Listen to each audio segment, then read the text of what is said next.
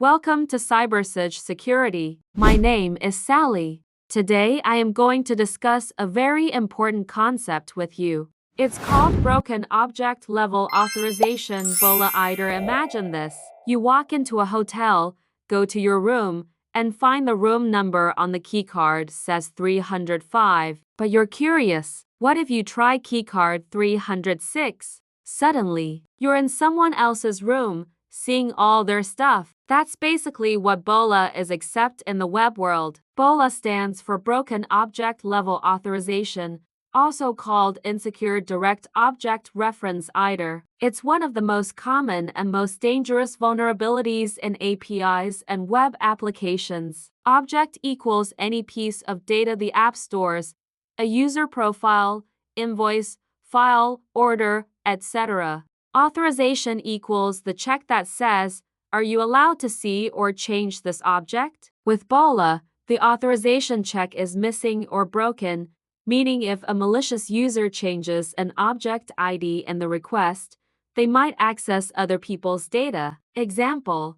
get API orders 1 to 34. Your order get API orders 1 to 35. Oh look, someone else's order. If the app doesn't verify the logged-in user owns 1,235, it's game over. This is not just theory, it's multi-million-dollar breach territory. A few years back, a researcher found he could access millions of Aadhaar records in India by just changing a number in the URL. No hacking tools, just his browser. Why it's dangerous?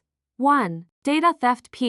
Medical records, financial data. 2. Account takeover. 3. Reputation damage. 4. Regulatory penalties under GDPR, HIPAA, etc. BOLA is common because 1. Developers trust the client. If we don't show the link, no one will find it. Wrong. Attackers intercept requests. 2. Focus on authentication, not authorization. The app checks if you're logged in, but not whether you're allowed to touch a specific object. 3. Complex APIs. Modern apps have 50+ endpoints. Missing an authorization check on even one can open the door. How to prevent it? 1. Always enforce object level authorization on the server side. Check: does this user own or have rights to this object? 2. Avoid predictable object IDs. Use UIDs instead of sequential numbers. Use an access control framework that centralizes checks.